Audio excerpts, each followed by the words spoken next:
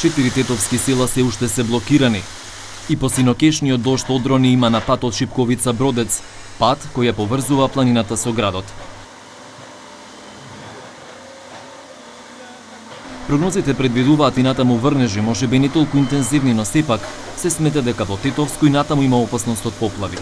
Хисен Джемеили од Општинскиот центар за управување со кризи вели дека се преземени сите потребни мерки за да не се повтори трагедијата од лани. Имам информации дека во тетовските села повторно има порани дождови. Екипите на општина Тетово заедно со дирекцијата за заштита и спасување веднаш излегоа на терен, бидејќи беа блокирани патиштата кои водат кон Шипковица. Градоначалничката на Тетово Тута Арифи смета дека поплавите се последица на негрижата на надлежните државни органи. Ја повика владата да ги пушти средствата за реализирање на планот за превенција.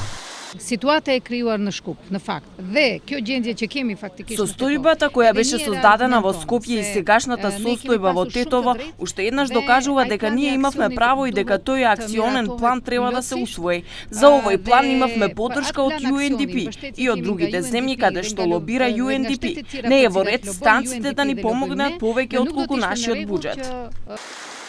Најкритичните зони во Тетовско и натаму се Шипковица, Селце, Голема и Мала Речица, населбата Дарданија и селото Порој.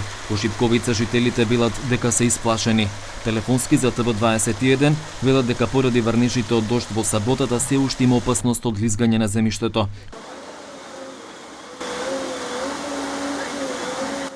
Општинските власти уверуваат дека водата за пиење е исправна, но сепак на жителите од тетовските села им препорачуваат пакувана вода додека не се завршат испитувањата за исправност и во руралните зони.